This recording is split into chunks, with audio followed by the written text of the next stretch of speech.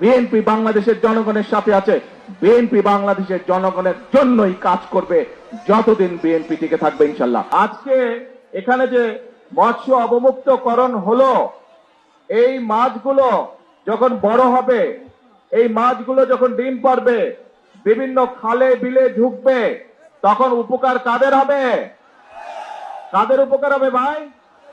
ওই লন্ডনের মানুষের উপকার হবে না জাপানের মানুষের উপকার হবে? বাংলাদেশের মানুষের উপকার হবে।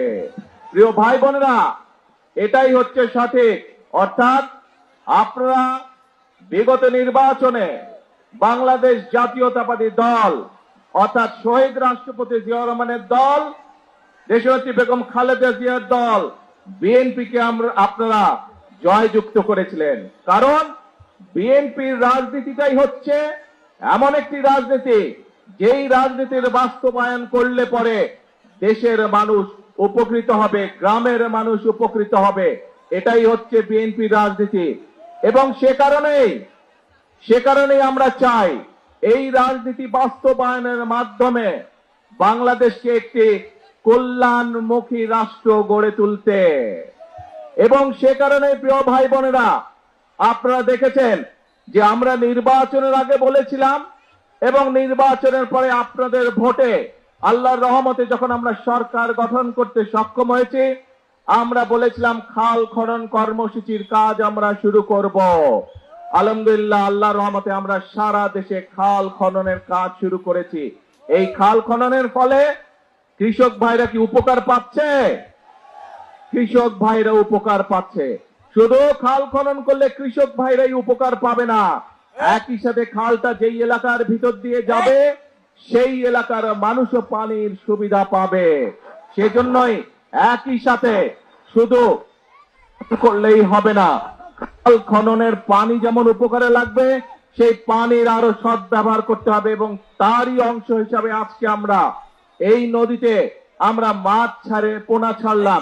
কিন্তু ধীরে ধীরে ইনশাআল্লাহ সমগ্র নদী এবং বড় বড় খালগুলোতে আমরা সারা বাংলাদেশের খালগুলোতে আমরা মাছের আরোহণ গড়ে তুলবো, মাছের পোনা আমরা ছাড়বো পর্যায়ক্রমিকভাবে, যাতে করে এই পানি সেচ সুবিধা যেমন কৃষক ভাইরা পাবে, এই মাছগুলো ধরার মাধ্যমে খাদ্যের চাহিদা যাতে মানুষ পূরণ করতে পারে। প্রিয় ভাই বোনেরা, এবং এই কল্যাণমুখী রাষ্ট্র করতে গিয়ে আমাদের আরেকটি পরিকল্পনা ছিল, এই যে এখানে হাজার হাজার মা বোনেরা আজকে দাঁড়িয়ে আছে, এই মা বোনদেরকে শিক্ষিত করার জন্য দেশনেত্রী খালেদা জিয়া যখন দেশ পরিচালনার দায়িত্বে ছিলেন, উনি একটি পদক্ষেপ গ্রহণ করেছিলেন। সেটি হচ্ছে নারীদের শিক্ষা ব্যবস্থা ক্লাস 12 পর্যন্ত, ইন্টারমিডিয়েট পর্যন্ত উনি ফ্রি করে দিয়েছিলেন নারীদের শিক্ষা ব্যবস্থা। এবং দেশের জনসংখ্যার যেহেতু অর্ধেক নারী, কাজে এই নারী সমাজকে যদি আমরা পেছনে রাখি, ফেলে রাখি পিছনে, তাহলে দেশকে সামনে এগিয়ে নিয়ে যাওয়া যাবে না। এবং সে কারণেই আমরা সিদ্ধান্ত গ্রহণ করেছি, বর্তমান সরকার সিদ্ধান্ত গ্রহণ করেছে যে নারীদের শিক্ষা অনার্স পর্যন্ত ফ্রি করে দেওয়া হবে, সকল খরচ সরকার বহন করবে। কিন্তু এখানে অনেক বোনেরা আছে, অনেক সন্তান তুল্য মেয়েরা আছে, তোমাদেরকে কিন্তু ভালো করে মনোযোগ দিয়ে লেখাপড়া করতে হবে ইনশাআল্লাহ, যাতে বড় হয়ে এই দেশের হাল তোমরা ধরতে পারো। শুধু তাই নয়, যে সকল মেয়েরা ভালো রেজাল্ট করবে তাদেরকে আমরা উপবৃত্তির ব্যবস্থা করব ইনশাআল্লাহ সরকার থেকে। প্রিয় ভাই বোনেরা, সেজন্যই আপনারা দেখেছেন আমরা যেমন এই ব্যবস্থা গ্রহণ করেছি, একই সাথে গ্রামে গঞ্জে ছড়িয়ে থাকা হাজার হাজার প্রাইমারি স্কুলের বাচ্চাদেরকে, যারা গরিব মানুষের বাচ্চা, যে গরিব মানুষের সন্তান, তাদেরকে আমরা সরকারের পক্ষ থেকে বছরে একবার করে স্কুল ড্রেস দিতে চাই। শুধু স্কুল ড্রেসই নয়, এই কয়েক লক্ষ বাচ্চাকে, প্রায় 1,20,00,000 বাচ্চা, এই বাচ্চাদেরকে আমরা স্কুল ড্রেসের সাথে আমরা স্কুল ব্যাগও পৌঁছে দিতে চাই। যেভাবে প্রতি বছর নতুন বই দেওয়া হয়, আমরা নতুন বইয়ের সাথে তাদেরকে নতুন স্কুল ব্যাগ, আমরা নতুন বইয়ের সাথে তাদেরকে আমরা নতুন স্কুল ড্রেসও দিতে চাই, তাদের ঘরে পৌঁছে দিতে চাই।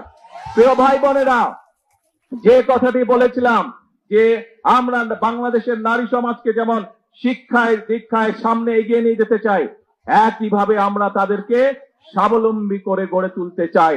এবং সেই জন্য নির্বাচনের আগে আমরা বলেছিলাম যে নারী সমাজকে স্বাবলম্বী করার জন্য বাংলাদেশের 4 কোটি পরিবারের মধ্যে প্রত্যেকটি পরিবারের নারী যে প্রধান, যে মা, যে সংসারটি চালায়, তার হাতে পর্যায়ক্রমিক ভাবে আমরা ফ্যামিলি কার্ড পৌঁছে দিব।